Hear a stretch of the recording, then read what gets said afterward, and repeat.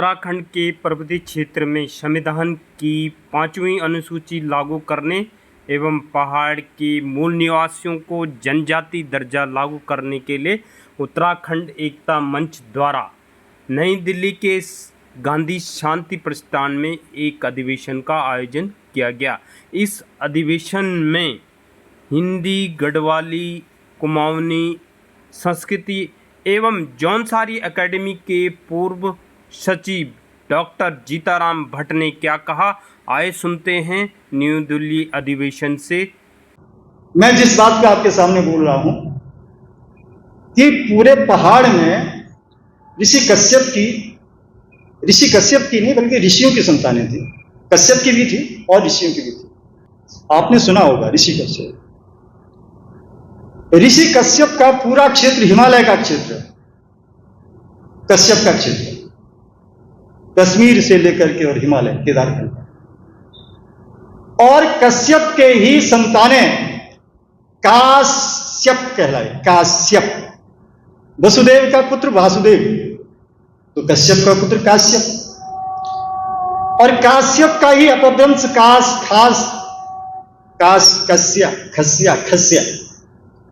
खस, यानी schedule tribe की बात हो रही है।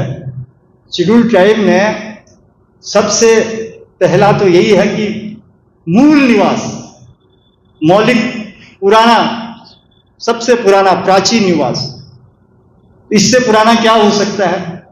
ये जो आज के बहुत सारे प्रदेशों में शेड्यूल ट्राइब हैं, ये तो 18वीं शताब्दी, 17वीं शताब्दी, 16वीं शताब्दी की पहचान बना करके शेड्यूल ट्राइब हैं। और हमारी पहचान है ऋषि कश्यप।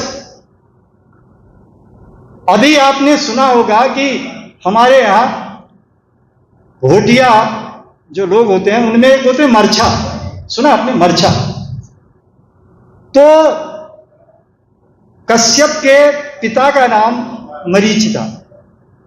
अब सुना, मरीच। तो मरीच के संतान मारीच्य मरछा। और देखो शेड्यूल ट्राइब बिल्कुल है। मैं इसीलिए तो कह रहा हूं, मैं जौनसार भाइयों की इज्जत करता हूं कि उन्होंने कम से कम पांडवों की जो संस्कृति है उसके आधार पे शेड्यूल ट्राइब तो हुए। अभी मैंने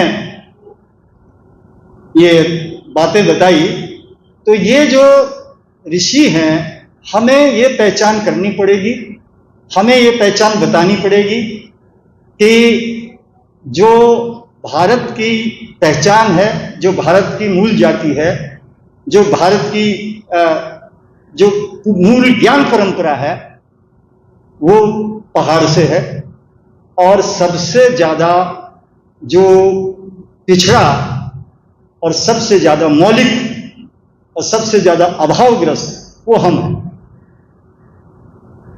शेड्यूल ट्राइब का जो बनने का है उसमें 4-5 चीजें हैं। उसमें यह है कि अभावग्रस्त।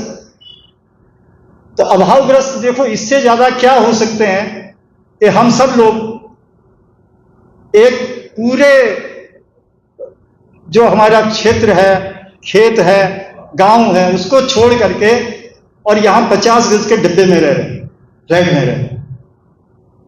तो इससे बड़े अभावग्रस्त क्या हो सकते हैं। हम ये भी नहीं कह सकते हैं कि हमारी इतनी खेती है, हमारी इतनी जमीन है, तो कितने अभावग्रस्त है। किंतु हम इस बात को कह नहीं पाए और इस बात को जोरदार ढंग से सरकारों के समक्ष अपनी अपील नहीं कर पाए, जिसके कारण आज हम ये भुगत रहे हैं। मैं आप सबसे ये निवेदन करता हूं कि अपना जो मूल है उसको बताइए, अपने मूल से जुड़िए। पहाड़ में जो भी है वो ऋषियों की संतान है, और वहां जो जाति, उपजाति, गोत्र, उपगोत्र वो सब ऋषियों के हैं। पॉलिटिकल बातें अलग हैं, मतलब किसी भी वर्ण में, किसी भी वर्ग में जो हैं वो सब ऋषि मत से अगर आप स्वीकार करेंगे तो जौनसार की तरह पूरे उत्तराखंड को शेड्यूल ट्राइब का दर्जा मिलेगा। और ये आवश्यकता है।